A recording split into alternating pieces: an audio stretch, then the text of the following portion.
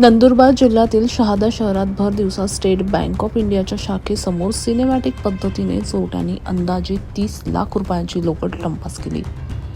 धडगाव शाखेसाठी रवाना होणारी बँकेची भरणा रक्कम असलेली रॉकेट बॅग चोरांनी मोटरसायकलवरून उचलून पळ काढला। सुरक्षा रक्षक असतानाही घडलेल्या या घटनेमुळे शहरात खळबळ उडाली असून पोलिसांच्या कार्यपद्धतीवर प्रश्नचिन्ह उपस्थित होत आहे। घटनाक्रमानुसार शहादा शहरातील स्टेट बँक ऑफ इंडियाच्या शाखेतून धडगाव शाखेकरिता रोख रक्कम रवाना करण्यात येत होती।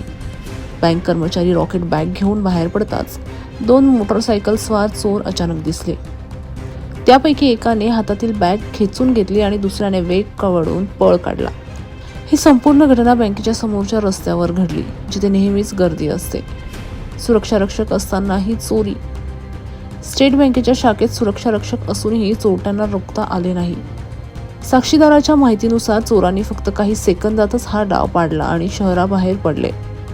बँक परिसरात सीसीटीव्ही कॅमेरे असल्यानं पोलिसांना चोरांचे सीसीटीव्ही फुटेज मिळाले आहे। यात मोटरसायकलचे नंबर प्लेट आणि चोरट्यांचे चेहरे स्पष्ट दिसत असल्याचं पोलीस सूत्रांनी सांगितले। शहादा पोलीस तपासात घटनेनंतर शहादा पोलीस स्टेशनचे पोलीस निरीक्षक VK पाटील यांच्या नेतृत्वाखाली घटनास्थळी दाखल झाले।